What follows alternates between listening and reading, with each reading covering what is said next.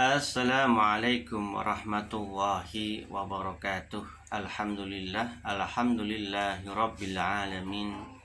Wassalatu wassalamu ala asrafil anbiya'i wal mursalin sayyidina wa maulana Muhammadin wa ala alihi wa sahbihi ajma'in, amma ba'd.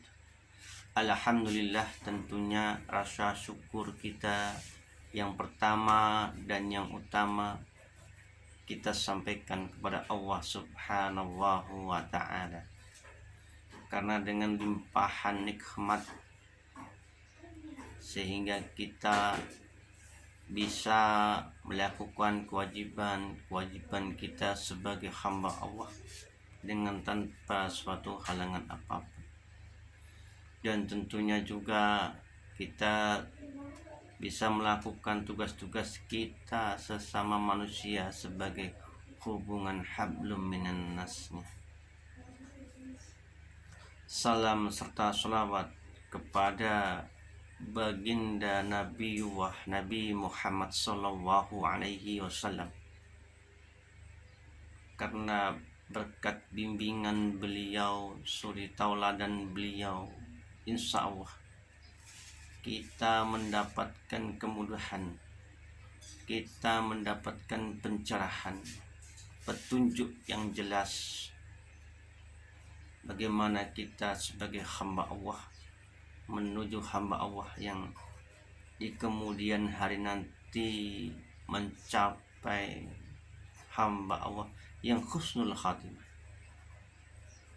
dan kita bisa menjadi umat Nabi Muhammad sallallahu alaihi wasallam, umat yang rahmatan lil alamin, sehingga nanti menjadi umat yang selalu berdampingan dengan beliau, karena selalu mendapat syafaat beliau.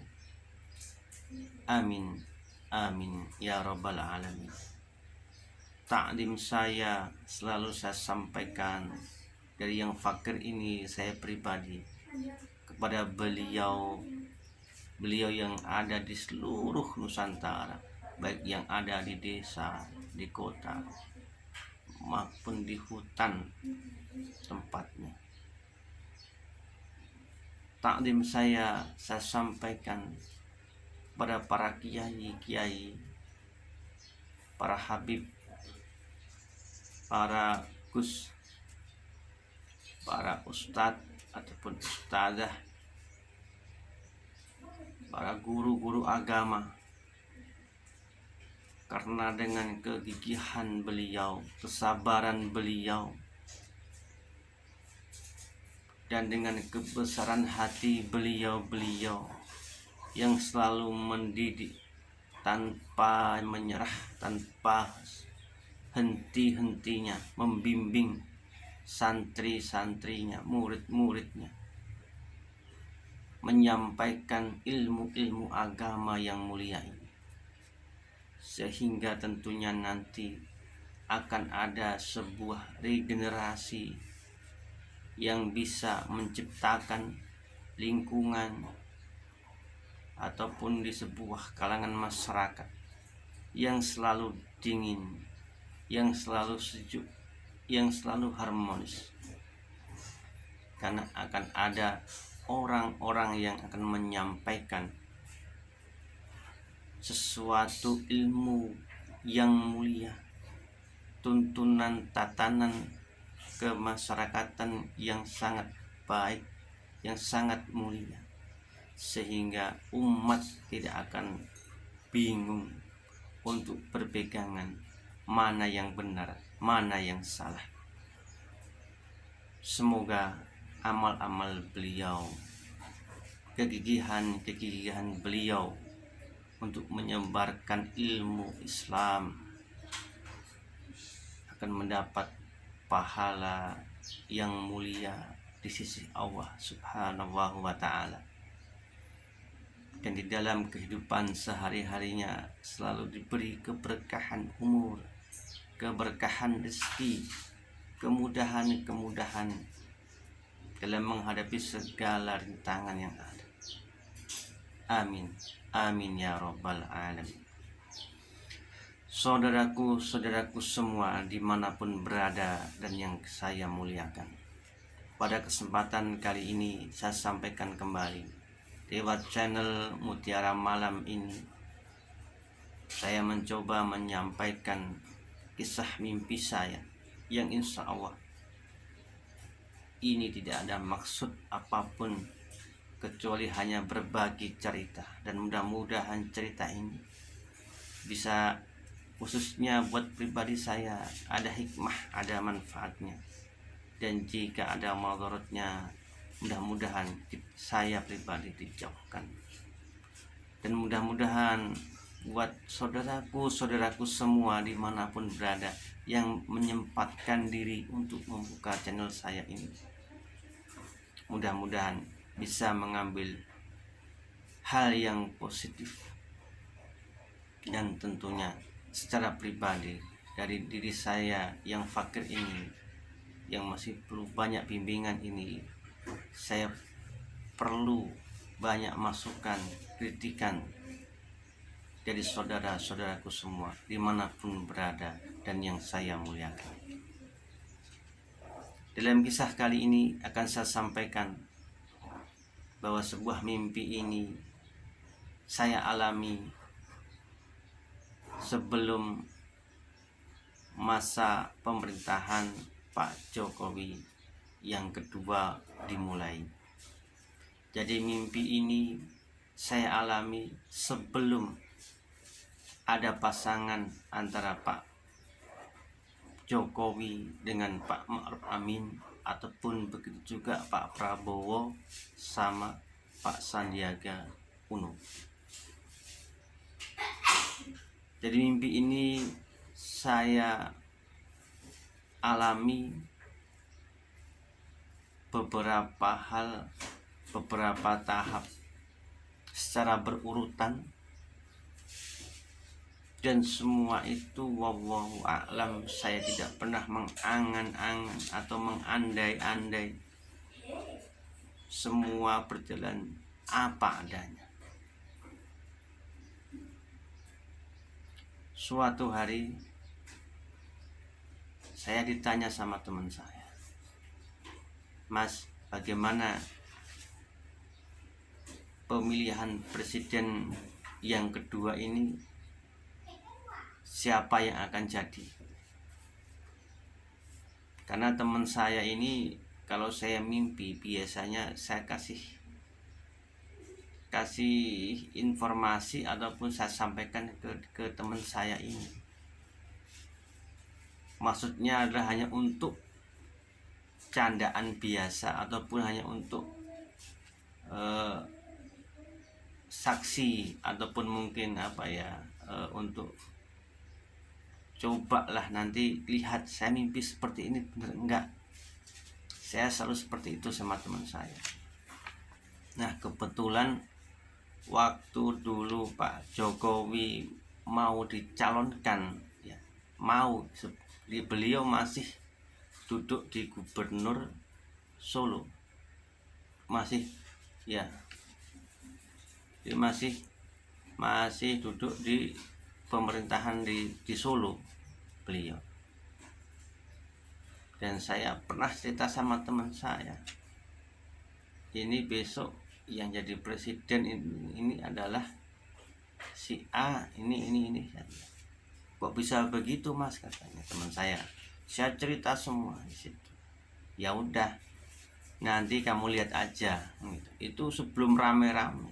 Jadi itu juga wallahu a'lam, saya hanya menyampaikan apa yang saya alami, tidak lebih tidak kurang. Jadi teman saya ini penasaran lagi, periode yang kedua ini siapa yang jadi, kan gitu. Dia tanya sama saya. Nah, dari awal itulah makanya saya sampaikan sekarang. Jadi karena cerita ini alur berbalik ya, jadi saya ceritakan yang periode yang kedua. Ini belum berakhir, jadi bisa saya sampaikan, dan saya hanya sekedar berbagi cerita. Jadi singkat cerita, Jadi singkat cerita, saya ditanya sama temen tuh, wah saya belum ada gambaran, istilahnya belum ada mimpi. Nantilah kalau ada mimpi saya kasih cerita, kan begitu. Nah kebetulan singkat cerita, seminggu lebih lah itu rasanya, itu ya setengah bulanan saya ngalami mimpi. Nah tapi mimpi ini aneh. Saya ngimpi 3 kali dengan gambaran yang sama. Jadi yang pertama itu saya diperlihatkan peta Indonesia di depan mata saya, itu mimpi itu. Tapi backgroundnya itu bukan putih. Kalau peta kan biasanya backgroundnya putih. Ini tidak, backgroundnya orange. Kayak warna matahari kalau sore itu. Udah mau tenggelam itulah, seperti itulah warnanya. Itu pertama. Terus saya ngimpi apa ini, yang saya bilang gitu, ini apa kan gitu. Ini saya sambil lalu aja waktu itu. Nah hari berikutnya mungkin jarak ya kurang dari seminggu, saya mimpi lagi sama lagi seperti itu. Jadi peta Indonesia dengan warna yang oranye atau warna yang ketika matahari mau tenggelam itu. Nah, itu sama. Cuman yang kedua ini saya mengalami bukan itu aja. Jadi habis saya lihat itu saya melihat itu, saya seakan-akan diajak jalan-jalan itu dari kota satu ke kota lain, dari kota satu ke kota lain, dari ruangan satu ke ruangan lain, dari gedung satu sampai ke gedung lain, bahkan di jalan-jalan. Dan itu keadaannya di kota, bukan di kampung atau di hutan, di kota. Dan jelas saya bisa gambarkan itu. Tapi di setiap ruangan, di setiap jalan masuk, jalan keluar, di setiap antar ruangan ataupun di jalan-jalan, setiap saya masuk ke gedung, setiap saya masuk ke ruang kantor apapun itu, semuanya sakit. Sampai saya jalan itu untuk menghindari biar tidak menginjak mereka yang sakit. Saya agak kebingungan karena mereka berserakan semaunya. Bukan cuma di tempat tidur, ada yang di tempat tidur, ada yang di bangsal, ada yang di bawah tempat tidur, ada yang di jalan antar ruangan itu, ada yang di teras, ada yang di jalan, semua sakit. Tapi saya lihat pakaiannya bukan pakaian orang sakit, ya biasa, kayak ada yang pekerja kantor, ada yang ya campur-campur lah, sesuai bidang masing-masing, semua sakit. Saya dalam mimpi tuh heran, apa ini artinya. Sampai waktu itu saya berjalan itu suasana kan kayak bingung saya. Jadi melihat orang sakit banyak itu saya sampai gitu. Akhirnya sampai mual. Jadi perut satu mual sampai kayak orang nahan apa sih ya, kalau kita mual mau mutah itu kan gitu kan. Kita nahan jadi kan kembung, jadi apa. Seperti itulah gambaran waktu itu. Saya melihat suasana itu. Jadi petanya muncul terus banyak orang sakit. Tapi waktu itu saya masih bingung juga. Apa maksudnya kan gitu. Apa artinya ini semua? Wallahu a'lam. Saya nggak mengada-ada, nggak menambah, nggak mengurangi. Hari berikutnya, malam berikutnya, saya sampai heran lagi. Yang ketiga ini sama. Saya mimpi lagi seperti itu juga. Jadi saya lihat peta Indonesia yang seperti apa yang saya gambarkan. Jadi peta Indonesia seperti ini, sama seperti ini ya. Jadi backgroundnya itu. Dan banyak juga masih saya melihat orang-orang sakit di mana-mana, tapi posisinya sama, masih di kota, bukan di desa ataupun di hutan ataupun mungkin di suasana pedesaan yang jauh dari perkotaan, bukan, tapi semua di kota.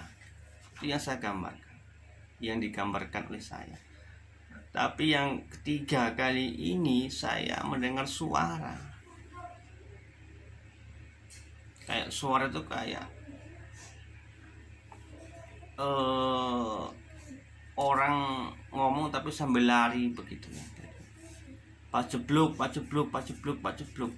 Saya aneh, loh kok ada bahasa Pak Jeblok? Saya kan bertahun-tahun nggak pernah itu mendengar kata Pak Jeblok, Pak Jeblok, Pak Jeblok. Saya hanya diem waktu itu dalam mimpi itu. Ingat saya waktu masih kecil, ingat saya waktu masih ya mungkin SD lah itu kan. Jadi kalau dulu tuh kalau mbah itu ceritakan dulu ada musim Pak Jeblok, kalau ada musim Pak Jeblok tuh hati-hati ini segala macam lah gitu kan. Sampai saya juga ingat ketakutan saya waktu itu, mungkin waktu itu masa sih zaman sekarang ada Pak Jeblok kan begitu. Kalau dulu mungkin kan karena keterbatasan dokter dan sebagainya, hal yang secara medis kan mungkin kan, karena orang itu meninggal sakit karena bukan karena sakitnya yang sangat bahaya mungkin, tapi mungkin karena tidak ada pertolongan secara medis sehingga banyak orang terlambat ditolong sehingga meninggal. Dan orang dulu mengatakan itu Pak Jeblok. Wallahu a'lam. Saya nggak terlalu mengetahui Pak Jeblok itu sejarahnya seperti apa, terus gimana. Cuman yang saya herankan waktu itu Pak Jeblok, Pak Jeblok, Pak Jeblok. Nah, kebetulan waktu paginya saya ketemu sama teman saya sampaikan, wah saya ada gambaran nih, tapi aneh ini. Saya bilang, kenapa mas? Saya lihat ini saya ceritakan semua. Tapi ya udahlah, kan saya bilang gitu kan. Nah, sampai waktu itu saya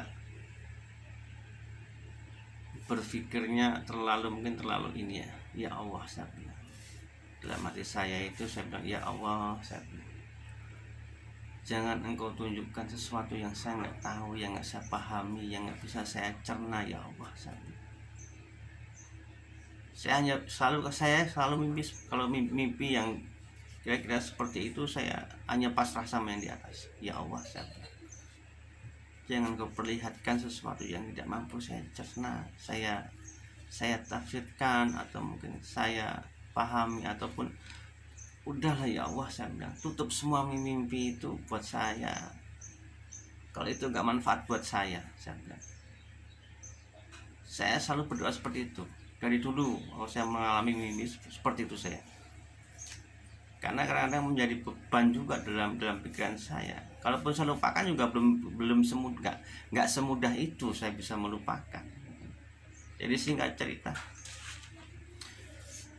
selang mungkin seminggu lebih atau ya nggak lama dari waktu itu, saya bermimpi lagi sama. Jadi tapi ini beda. Saya bermimpi dilihatin peta yang sama lagi. Jadi peta itu ya backgroundnya itu adalah oranye. Jadi backgroundnya itu adalah oranye. Jadi sama kayak yang waktu itu. Jadi tidak berubah. Cuman yang sekali ini adalah saya bermimpi petanya sama, warnanya sama, tapi ada orangnya, ada gambar orangnya, yaitu yang menjadi saya heran. Dan saya nggak pernah mikir sejauh itu. Jadi kan saya kasih contoh ya, jadi saya ilustrasikan, jadi biar saudara-saudara semua dimanapun berada tidak terlalu jauh untuk keluar dari apa yang saya alami. Jadi saya kasih contoh seperti ini. Nah, ini gambaran yang saya terima lewat mimpi itu ya. Jadi muncul gambar beliau tokoh 3 orang. Jadi yang atas itu adalah Pak. Jadi yang apa itu? Yang ini adalah Pak Jokowi. Ini adalah Pak Prabowo, dan yang ini adalah Pak Prabowo, yang ini adalah Pak Mahfud MD. Itu saya betul-betul baru merasa keanehan yang apa ya, keanehan yang ganggu pikiran saya. Loh, saya kok mimpi lagi tapi aneh. Di PT itu kok muncul Pak Jokowi di peta yang paling atas. Terus di samping kanan tuh Pak Prabowo, di samping kiri Pak Mahfud MD, 3 orang. Saya cerita lagi sama teman saya, tapi waktu itu di lapangan ataupun di dunia yang nyata ibaratnya gitu, situasi politik waktu itu adalah Pak Jokowi bukan berpasangan dengan Pak Mahfud MD, tapi berpasangan dengan Pak Ma'ruf Amin ya. Jadi Pak Prabowo sama Pak Sandiaga Uno, kan begitu. Terus teman saya kan tanya terus, tapi kok nggak sama kenyataannya, itu kan yang berpasangan ini sama ini kan. Dia bilang begitu teman saya.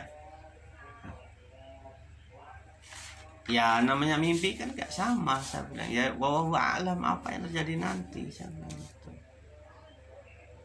Dan nggak usah perlu dipikir pusing-pusing kan gitu kan. Toh juga mimpi, saya bilang gitu. Nah pada akhirnya saya yang terakhir itu ini masih nyambung. Jadi yang terakhir itu saya berpikir, ya Allah, saya bilang apa tuh ini artinya, dan pada akhirnya kan kita ketahui bersama bahwa yang sekarang kita lihat yang terjadi adalah Pak Presiden yang saya hormati, Pak Jokowi, berpasangan dengan Pak Ma'ruf Amin sebagai wakilnya,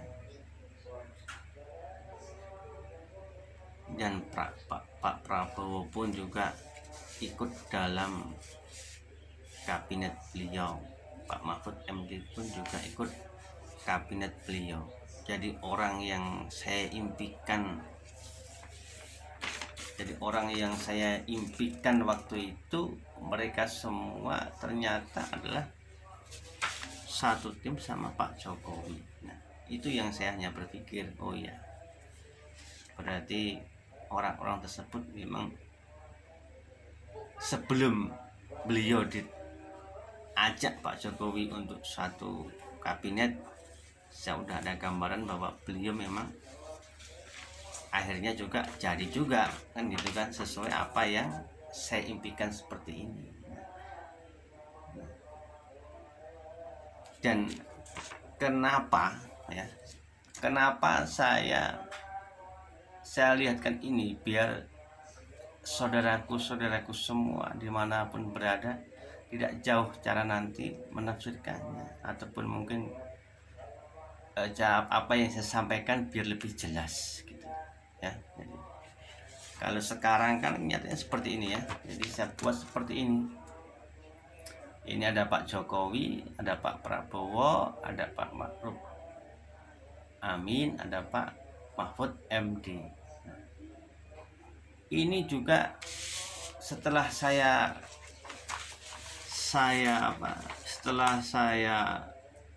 pikir, setelah saya telaah, ataupun mungkin saya tafsirkan, saya ngen gitu, memang betul semua ada maksudnya. Dan mudah-mudahan apa yang saya jelaskan ini menjadi hal yang mungkin sebagai hiburan ya, silahkan, ataupun monggo, ataupun lebih dari itu ya monggo ya silahkan. Jadi saya nggak punya target sesuatu, ataupun mungkin orang harus sama dengan saya, tidak, karena saya hanya berbagi cerita. Jadi mudah-mudahan yang tidak bagus buang jauh-jauh, yang tidak ada manfaatnya buang jauh-jauh, yang sekiranya kok menarik untuk dilihat ya monggo. Terima kasih ya. Yang jelas saya berharap subscribe-nya, like, dan komennya, masukannya semua untuk saya pribadi dan saudara-saudara semua. Jadi dalam kisah mimpi nyata saya ini akan saya gambarkan, akan saya pertegas maksudnya.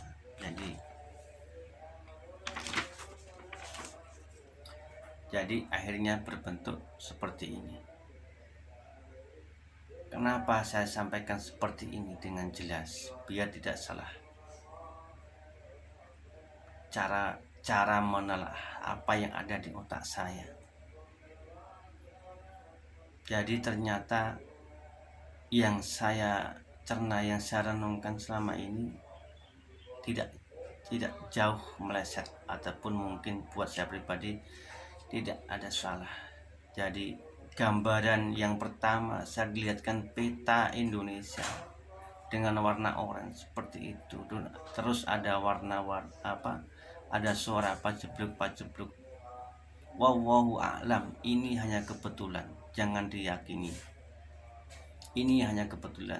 Yang mungkin di periode kedua Pak Jokowi inilah pas ngepasin, atau istilahnya kebetulan ada ujian cobaan kita bersama, ada virus corona. Mungkin itu gambaran dari jawaban dari keanehan mimpi saya yang waktu itu hanya peta sama warna backgroundnya orange seperti itu. Ada suara pajebluk. Ya mungkin itu kebetulan. Itu yang saya rasakan. Jadi kalau muncul habis itu beliau seperti ini, ya mungkin kebetulan juga. Mungkin pada akhirnya meskipun waktu pemilihan presiden periode yang kedua Pak Jokowi itu Pak Prabowo bersaingan, tapi ternyata sekarang menjadi bersama-sama berjuang bagaimana bangsa Indonesia ini maju. Beserta juga Pak Mahfud MD, meskipun dulu nggak jadi dicalonkan sebagai wakilnya, toh tetap sekarang juga menjadi satu tim. Jadi gambaran mimpi saya yang muncul gambar beliau 3 orang ini juga nggak salah. Tapi ada maksud dan tujuannya. Jadi kenapa segitiga seperti ini? Kalau saya bisa sampaikan bahwa memang keadaan bangsa negara kita saat ini seperti segitiga bermuda. Dalam kondisi kalau kita melaut itu dalam kondisi kita sedang diuji besar-besaran, kita sedang diuji suatu gelombang yang sangat besar, putaran gelombang yang sangat bahaya. Jadi kalau kita nggak bisa bijak ataupun melangkahnya kita salah, kapal kita ini, kalau bahasa ininya bangsa Republik Indonesia ini bisa bahaya, dalam arti kondisinya tidak kondusif. Dan 3 orang inilah yang sebetulnya yang bisa mengendalikan kondisi itu. Bangsa Indonesia yang sekarang ini yang istilahnya dalam kondisi, ibaratnya saya gambarkan sebuah kapal seperti di tengah lautan segitiga bermuda yang begitu bahaya.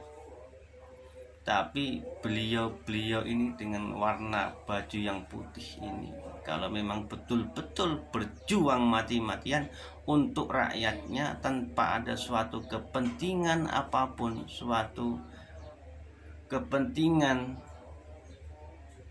yang untuk hal selain untuk masyarakat, insya Allah akan terlampaui bahaya itu. Dan segitiga itu ibaratnya saya gambarkan ini kan, segitiga itu kan kalau roda itu dia berjalannya tidak bisa berdiri seperti itu. Jadi dia harus diangkat bareng-bareng, satu sisi satu tinggi. Artinya apa?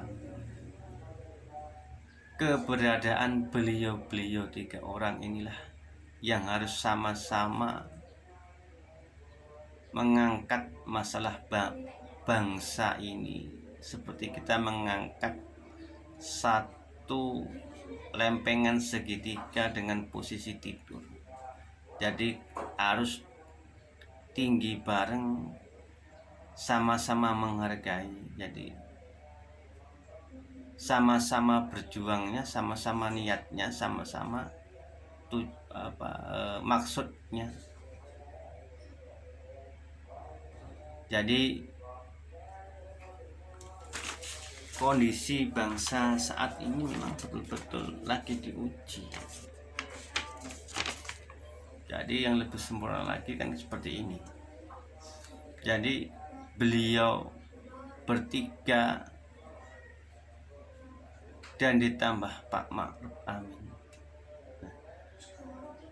Saya juga bertanya loh, sekarang teman saya bertanya waktu itu, loh itu Pak Ma'ruf Amin wakilnya, terus kok di tengah maksudnya apa? Kan begitu. Jadi saya gambarkan Pak Ma'ruf Amin di tengah. Kenapa seperti itu? Karena sebetulnya pendapat saya adalah Pak Ma'ruf Amin itu dia sebagai balancingnya, sebagai penyeimbangnya lah, kalau bahasa saya itu sebagai penyeimbangnya. Penyeimbang siapa? Bukan penyeimbang hubungan antara Pak Jokowi, Pak Prabowo ataupun Pak Mahfud MD, bukan. Lebih berat lagi, lebih luas lagi, beliau fungsinya adalah penyeimbang antara hubungan pemerintah dengan umat. Bagaimana kerja keras beliau kepada umat, khususnya mayoritas itu umat Islam, itu tugas beliau. Bagaimana beliau bisa merangkul dari semua golongan, semua paham. Bagaimana beliau membuat suasana jadi sejuk. Bagaimana membuat suasana antar umat beragama ataupun antar Islam itu sendiri menjadi guyup bersatu. Tidak banyak hal yang membuat suasana menjadi panas. Itulah tugas beliau utama sebetulnya, meskipun secara struktur pemerintahan beliau adalah wakilnya Pak Jokowi. Dengan segala hormat saya sampaikan, dengan segala kebodohan saya sampaikan, mohon maaf saya sebelumnya. Jadi kalau saya sampaikan bahwa pemerintahan sekarang ini dari hadirnya seorang beliau Pak Jokowi sebagai Presiden Republik Indonesia, hadirnya beliau Bapak Prabowo sebagai orang yang berpengalaman tentang keamanan dan sebagainya, dan hadirnya beliau Pak Mahfud MD sebagai ahli hukum yang dari dulu saya kenal beliau lewat televisi, saya selalu hormat, saya selalu segan sama beliau. Dari tiga beliau inilah semoga beliau betul-betul berdiri kokoh. Dari tiga pilar beliau inilah semoga beliau selalu istiqomah untuk berjuang untuk rakyatnya, untuk bangsa ini, tanpa ada satu hal apapun selalu mengedepankan keadilan.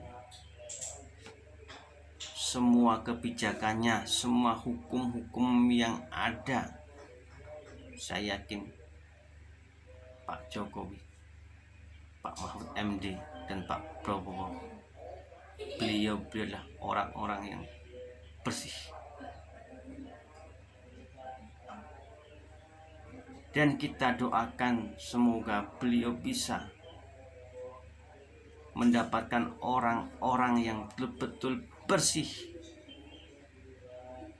Karena dengan segala hormat dan dengan kerendahan hati saya yang paling dalam yang masih banyak kekurangannya ini, bahwa bangsa ini sudah banyak orang-orang yang pandai, orang-orang yang bijak, orang-orang yang cerdas.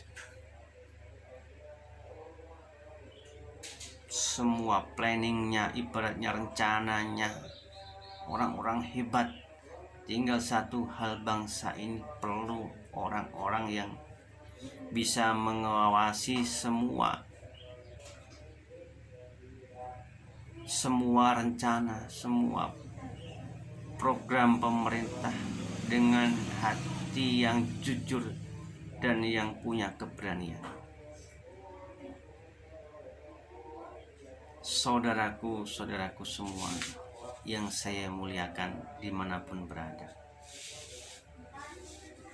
Jadi mimpi saya sampaikan, dan saya gambarkan sedetil-detilnya, sehingga maksud saya tidak ada sesuatu hal yang nanti akan menjadi hal yang tidak benar ataupun kurang benar. Ini semua adalah sekedar mimpi saya, gambaran saya. Yang saya akan tekankan di sini adalah bahwa saya berharap sekali kepada Pak Ma'ruf Amin sebagai ulama besar, sebagai saudara saya, sebagai panutan saya, sebagai orang yang saya muliakan, karena beliau adalah seorang tokoh agamis, khususnya Islam, sama seperti saya. Saya hanya berharap dan bisa berharap bahwa beliau bisa merangkul semua umat Islam yang ada di Nusantara ini, sehingga umat Nabi Muhammad SAW di negeri ini menjadi umat yang rahmatan lil alamin, umat yang selalu bersatu, mengedepankan kebersamaan, mengedepankan kesamaan, dan kita saling memahami antara perbedaan satu dengan yang lain, kecuali kita harus tegas untuk mengingatkan soal keimanan dan aturan-aturan yang tidak bisa kita ganti dengan apapun di dalam aturan agama Islam. Soal iman, soal tata cara kita beribadah, soal tata cara kita melakukan ibadah internal Islam. Yang jelas saya berharap sekali lagi beliau mampu bisa ada waktu untuk merangkul semua umat Islam yang ada di seluruh Nusantara ini.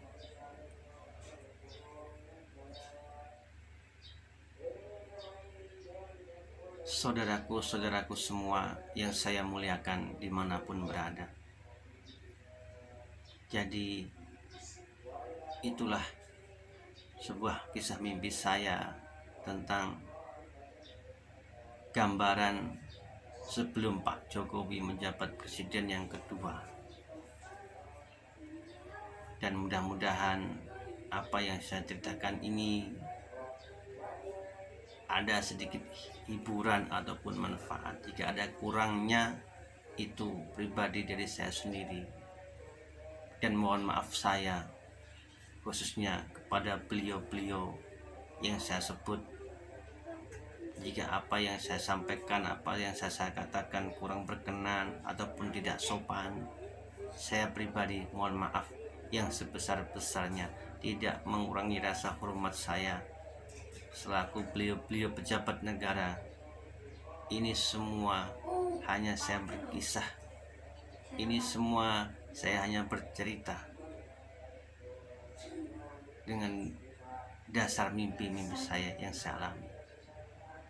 Dan nanti insya Allah di kesempatan lain akan saya sampaikan lagi mimpi saya sebelum Pak Jokowi jadi presiden yang pertama, bahkan sebelum Pak Jokowi jadi gubernur di DKI. Akan saya tuntaskan masalah ini baru nanti akan saya sampaikan cerita-cerita saya lagi yang lebih banyak lagi, dan mudah-mudahan semua yang saya lakukan ada manfaatnya. Mohon maaf sekali lagi. Billahi taufiq wal hidayah. Wassalamualaikum warahmatullahi wabarakatuh.